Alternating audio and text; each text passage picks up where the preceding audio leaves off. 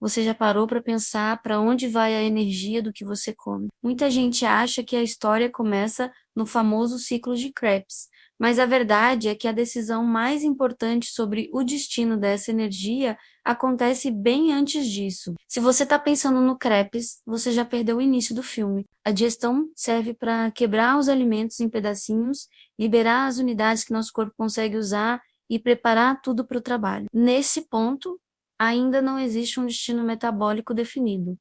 O que existe é disponibilidade. Pensa comigo, por que que alguns alimentos demoram mais para digerir? A velocidade depende da complexidade do alimento, da sua estrutura e de quantas enzimas são necessárias. Quanto mais complexa a estrutura, mais trabalho o corpo tem. E olha que interessante, uma digestão mais lenta não é um defeito, pelo contrário, ela fornece os nutrientes de forma gradual, permitindo que o corpo tome decisões mais inteligentes e favorecendo o uso construtivo para reparação. Isso não atrasa o metabolismo, isso organiza o metabolismo antes mesmo de pensar em gerar energia para o dia a dia. O seu organismo faz uma pergunta fundamental: existe algum tecido para reparar? Alguma proteína para renovar, enzimas para recompor ou membranas celulares para estabilizar. Acredite, reparação não é uma opção. É a prioridade número 1 da nossa biologia. Mas o que é essa reparação? É síntese de proteína, renovação das nossas células, manutenção das enzimas que fazem tudo funcionar e reconstrução das membranas. Isso acontece o tempo todo, mesmo quando você está descansando. E adivinha, reparar consome energia. Para fazer isso, o corpo precisa de aminoácidos de qualidade, lipídios estruturais, vitaminas, minerais e, claro, um pouco de ATP, a nossa moeda energética. A energia usada na reparação não sobra para ser armazenada como gordura. E é exatamente aqui que muitos profissionais erram na hora de montar um plano alimentar. Eles pulam a etapa da reparação e vão direto para o ciclo de Krebs, com aquela ideia de que carboidrato gera mais energia e por isso precisa ser a base de tudo. Fisiologicamente, isso é um erro de hierarquia. A reparação do nosso corpo depende principalmente de aminoácidos e lipídios. As proteínas são o material de construção dos nossos tecidos, enzimas e músculos. Os lipídios formam as membranas das nossas células, as organelas e até sistemas de comunicação interna. O carboidrato é super importante,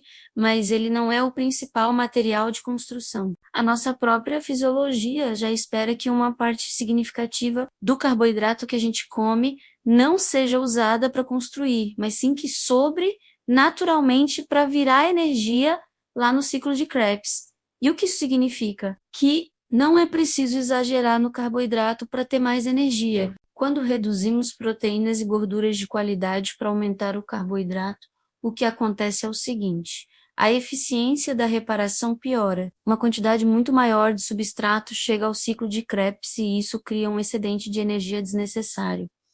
O problema nunca foi o carboidrato. O problema é o carboidrato desnecessário, que entra em cena quando a reparação foi deixada de lado. Pense assim: dois alimentos podem ter exatamente as mesmas calorias. A grande diferença não está na caloria em si, mas no quanto daquela energia pode ser usada para reparação antes de simplesmente virar energia para queimar. Quando o alimento que você come apoia essa reparação, parte da energia já é consumida ali, estabilizando estruturas e mantendo funções. Não sobra um excesso imediato. Só depois que o corpo repara, mantém e estabiliza tudo. É que ele olha e pergunta: ok, o que sobrou de combustível aqui? Esse excedente, o que sobrou, é o que vira acetil-CoA e entra no ciclo de Krebs. Percebe? O Krebs não recebe o alimento direto.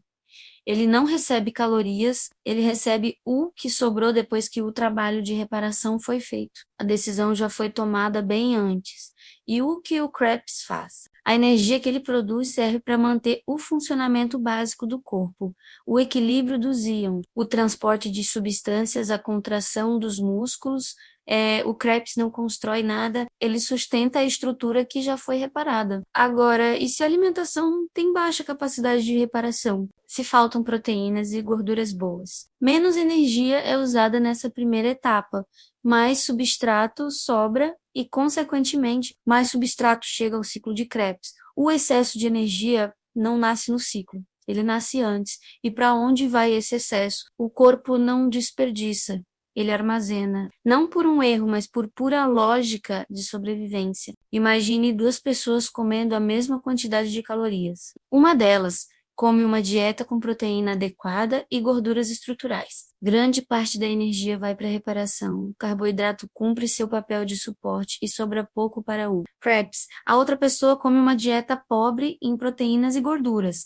mas lotada de carboidratos para gerar energia. A reparação fica limitada, menos energia é consumida no início.